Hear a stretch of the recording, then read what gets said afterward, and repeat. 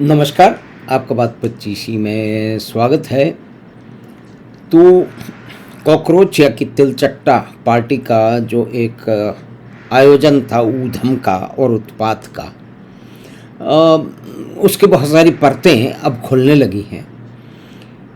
और कौन लोग जो इसको जिन्होंने आयोजित किया, और दूसरी बात है कि उन मंचों पे कौन कौन लोग पहुँचे, उनकी आशाएं क्या थी, उनकी मजबूरियां क्या थी, उनकी व्यवस्थाएं क्या थी।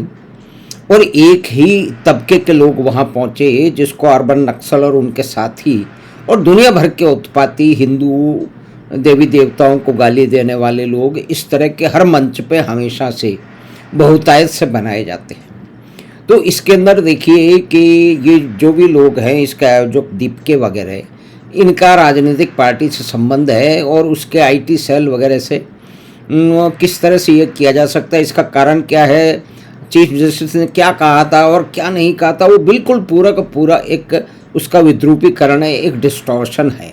चीफ जस्टिस ने कभी भी छात्रों को कॉकरोच नहीं बताया था, लेकिन ये सब कुछ हो गया। तो अब इसके अंदर जो मुख्य बात सामने आ रही है कि करीब 900 के करीब इसमें क्रिमिनल पाए गए हैं,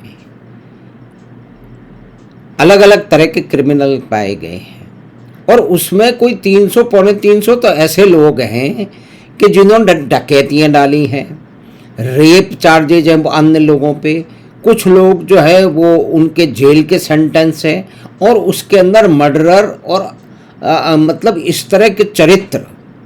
तो ये परिस्थितियाँ स्थापित किसने की हैं भाई? इस तरह के जो धरने स्थापित करते हैं तो उनकी कोई जिम्मेदारी तो होनी चाहिए भाई। वो कहाँ तक जाएंगे, कहाँ बढ़ेंगे? पहली तो बात ये निश्चय बार बार समझ में आ रही है कि ये जंतर मंतर जो इतना पास है सेंट्रल दिल्ली और पार्लियामेंट को, इसको इस तरह के आंदोलन और प्रदर्शनों के क्षेत्र से हटा देना चाहिए।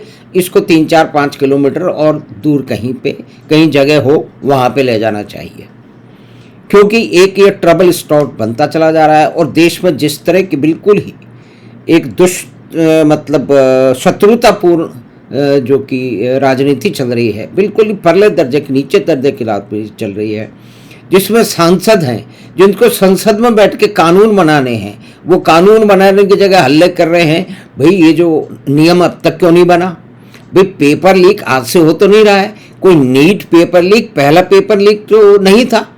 ये निश्चय है कि इसमें भी काम होना चाहिए था अगर पहले हो जाता तो।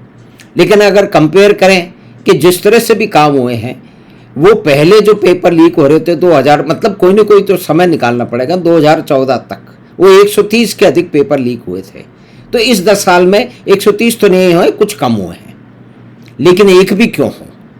दुनिया में कहीं भी पेपर लीक नहीं होते, क्योंकि सजाएं बहुत कड़ी हैं, यहाँ पे सजाएं कम हैं। यहाँ पे आप केस चला लीजिए तो केस चलेगा सिर्फ उस पर जिसने पेपर बेचा है या कि लीक किया है। जो खरीदा है वो भी तो होना चाहिए ना। फिर ये ऑर्गेनाइज कायम के रूप में नहीं है, मतलब ये इससे जुड़ी हुई बातें हैं। लेकिन उसके बाद में जो दूसरा काम हुआ है कि इस तरह के क्रिमिनल तो आएंगे ही, क्योंकि जिस तरह की भद्दी गालियाँ वहाँ पे छात्राओं से, लड़कियों से दिलवाई गई हैं, तो वो पूरा का पूरा एक ऑर्गेनाइज्ड एजेंडा है कि इस तरह की भद्दी गालियाँ देंगी तो वहाँ और लड़के आएंगे। तो मतलब इस तरह की सारी मनोवैज्ञानिक स्थितियों को समझा गया है, और भीड़ तंत्र।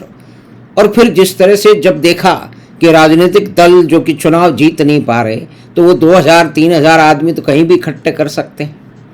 और फिर जब एक उत्पात का माहौल होता है तो एक समूह है जो कि हमेशा उत्पात में आगे रहता है। वो कौन सा समूह हम जानते हैं, मतलब उसमें कई तरह के लोग हैं। तो ये तो सामने क्रिमिनल आ गए हैं, लेकिन जो वहाँ पे छात्राओं से या कि छात्राएं हैं या नहीं हैं, वो किस तरह की भद्दी गालियाँ दिखाई गई हैं कि तो उसको सुनाया भी नहीं जा सकता। लेकिन हम सब ने सुन ली होंगी, ऐसी कोई बात नहीं है। लेकिन इस विषय में जो एक बहुत ही प्रखर आवाज़ है, जो कि अधिवक्ता है यानी कि वकील हैं और महिला हैं, समझदार महिला हैं, वो क्या कह रही हैं उसको भी सुन लेते हैं और फिर इसके बाद के अंदर इसको आगे। जंतर मंतर की गालीबाज लड़कियों ने इतनी गंदगी पसार दी है, इतनी विभत्स गालियां, इतनी फूहड़, इतनी भद्दी गालियां और इतने कॉन्फिडेंस के साथ, चेहरे पर स्माइल के साथ दे रही हैं कि मतलब विश्वास नहीं होता कि ये हमारे देश का नया जनरेशन है। और ये जो लड़कियां हैं, सोचिए हमारे यहाँ कानून है कि अगर इनको कोई एक शब्द बोल दे तो इनके ऊपर जो बोलने वाले के बोलने से कुछ लज्जा उत्पन्न हो जाए तो ये उनके ऊपर केस कर सकती हैं। मतलब ये जो गालियां दे रही हैं, यही पलटकर कोई दूसरा उनको गाली दे दे तो उसके ऊपर तमाम सेक्शंस लग जाएंगे। तो ये इस देश में कानून है और अगर सिर्फ इनको लज्जा उत्पन्न होनी चाहिए तो ऐसे लोगों को दूसरा कोई दे दे तो लज्जा उत्पन्न होती है, लेकिन ये निर्लज्ज होकर किसी को भी गाली दे सकती हैं। तो अब इस देश में जो महिलाओं के लिए कानून बने हैं ना, उसमें परिवर्तन होने की आवश्यकता है। अन्यथा इन्होंने सब जगह डर का माहौल बना दिया ऐसे लोगों ने। कल ये शादी होकर किसी के घर जाएंगी, वहां ऐसे गाली गलौज करेंगी और उसके बाद अपने इन-लॉज के ऊपर केस करेंगी कि इनको गाली गलौज की गई। मतलब अब वो समय चला गया कि नारी बड़ी अब ये समय तो चला गया कि नारी बहुत कमजोर थी। अब ये काफी सशक्त हो चुकी है, इतनी सशक्त हो चुकी हैं कि लोगों के कंधे पर चढ़कर जोर जोर से गंदी गंदी गालियां दे सकती। तो ये बात है, तो इसको समझना भी पड़ेगा कि ऐसा हो क्यों रहा है, इसको कौन लोग कर रहे हैं। भाई इसको, ये तो एक आयोजन किया गया था ना, तो ये नीट है तो उससे पहले क्यों नहीं किया गया। और दूसरी बात यह है कि यहाँ पे जिस तरह की भी बातें की गई, अब कहते हैं कि वो तो गृह मंत्री का भी इस्तीफा ले लेंगे और फिर कैसे और भी आगे और प्रधानमंत्री का भी इस्तीफा ले लेंगे। तो ये तो खुली खुली बात है कि नीट तो बहाना है, हमेशा मोदी बहाना है और मोदी को टारगेट करके गाली दी जा रही है। आप परीक्षा की कर रहे हो, फिर दूसरी बात यह है कि इस तरह की भद्दी गालियाँ अब हो रहा है कि वो गाली हैं इन बच्चियों ने दे दी या दिलवा दी गई, इन्होंने जोश में दे दी। अब उनके घर में वो गालियाँ पहुंच रही हैं, उनके पड़ोस में पहुंच रही हैं, उनके परिवार में पहुंच रही हैं। तो अब एक दूसरी प्रकार की स्थिति है यहाँ पे। लेकिन इस तरह के अर्बन नक्सल लोगों की ज़रूरत नहीं है। भाई ये तो संस्कृति तो वही है ना कि पश्चिम बंगाल में जब अशोक कुमार नाइट में जिस तरह की स्त्रियों के साथ में बद्दापन किया गया, उनके साथ में बलात्कार किया गया, उनके साथ छेड़खानी की गई, मतलब बहुत ही एक। तो उसमें पूछा गया जब ज्योति बासु से, ज्योति बासु देश के प्रधानमंत्री होते होते बच के बहुत अच्छा हुआ। बहुत सारे वामपंथी इस पर आज तक छाती कूटते हैं, भाई देश बच गया। तो उन्होंने कहा ऐसा तो होता है जब गरीब हैं, नीचे से उतरे हुए लोग हैं, तो जो ये सरमायादार हैं और जो अमीर हैं और जो है वो साम्राज्यवादी हैं वगैरह वगैरह 50 नाम जनशत्रु हैं, उनके साथ ये होगा।